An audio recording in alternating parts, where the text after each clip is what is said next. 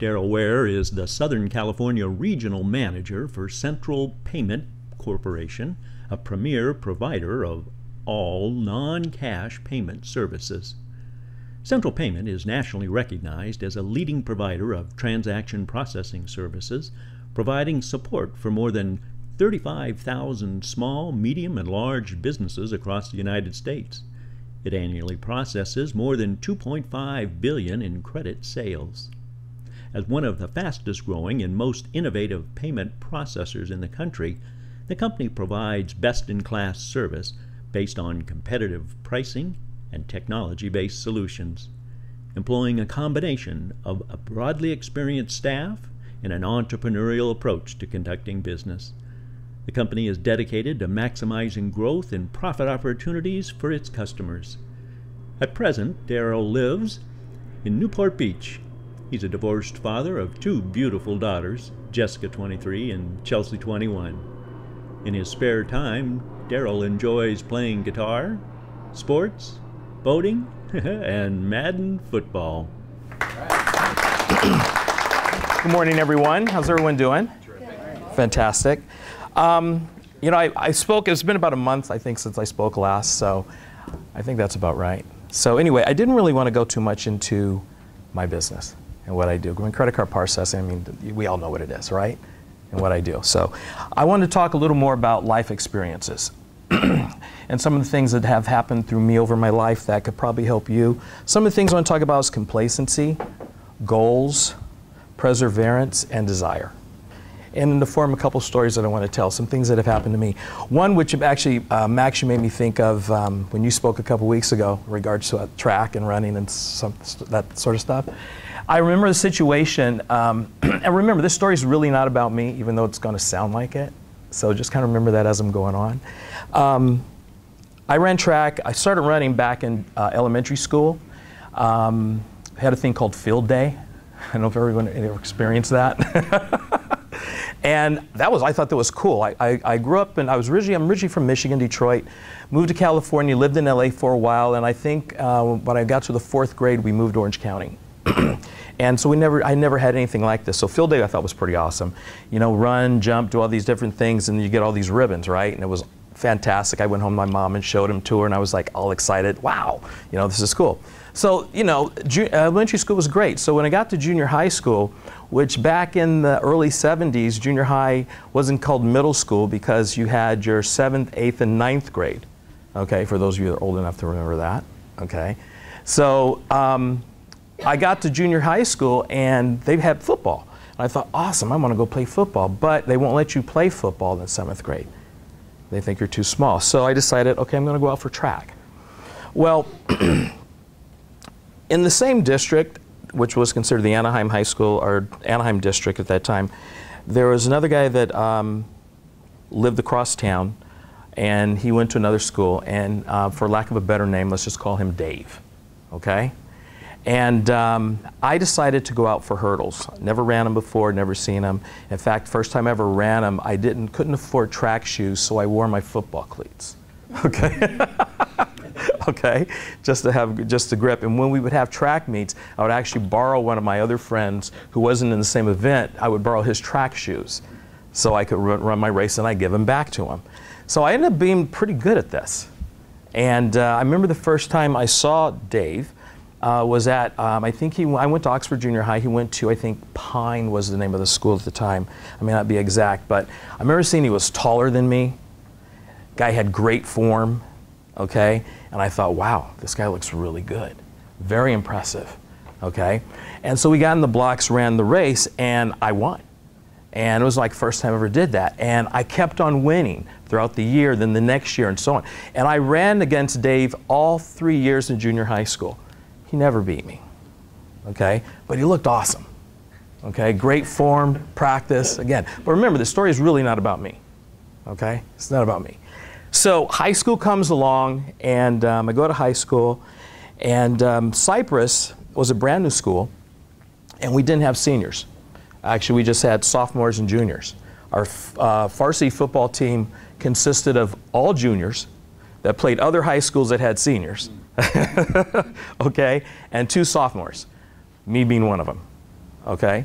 So that was pretty tough. So anyway, in track, I ran varsity all 3 years.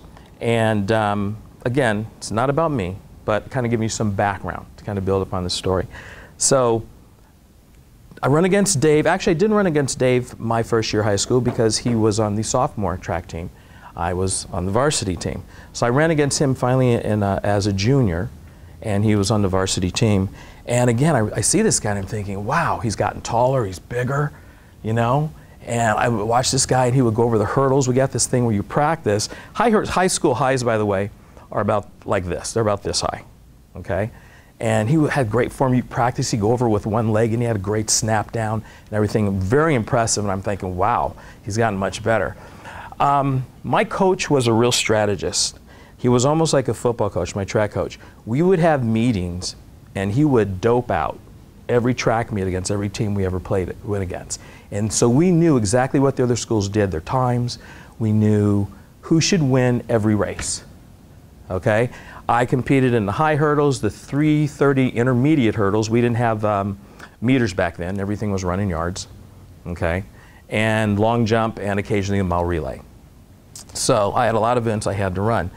Again, this story really isn't about me, but when we doped out the meets, yes, I had the best time in the highs, the best time in the 300 intermediate, or 330 intermediates, and I was supposed to win my races, and that's the way it was for 3 years. And Dave went to my rival high school, imagine that, which was Kennedy. Kennedy was our main rival in that district. And our senior year came down to, the district threw a meet called the Anaheim Union High School District Track Meet. And my senior year was the last year they ever were going to throw this meet. And it was really a big deal because the times that year were actually pretty good. So they figured whoever won those races would probably hold the record for life because that meet would not exist. You'd hold the meet record.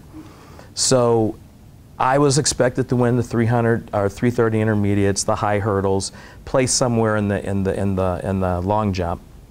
And you know, I don't remember who the other contestants were at that time or where they were, but the thing of it was I went through and I basically was expected to win every race I ran in, and pretty much did, with the exception of maybe a few all-comers or invitational meets, okay?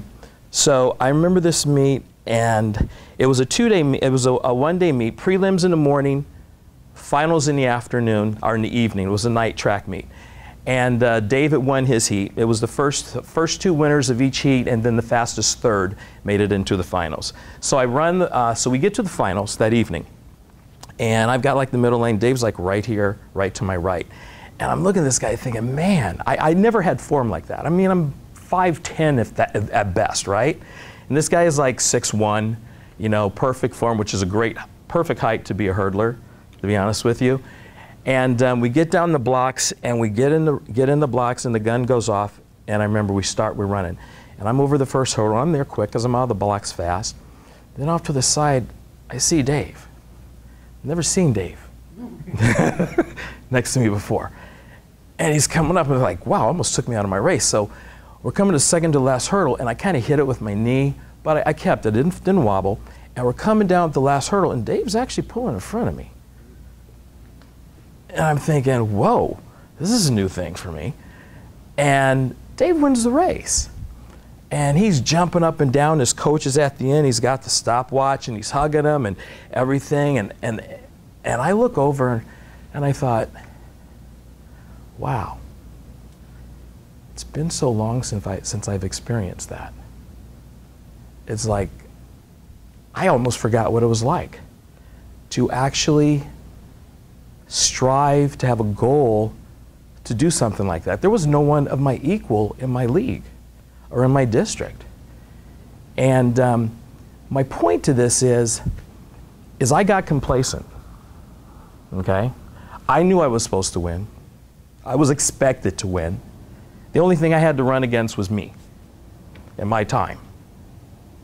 And a lot of us get that way, I think, we can get that way with our jobs and our work and what we do. We may be at the top of our field in everything that we do. You know, we're the boss, we're here, we get complacent. We do what we have to do to go through life.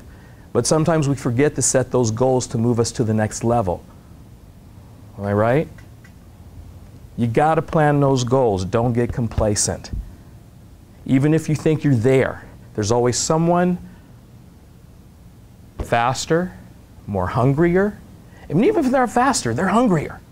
Okay? And they're serving, and you're their goal of what they want to be.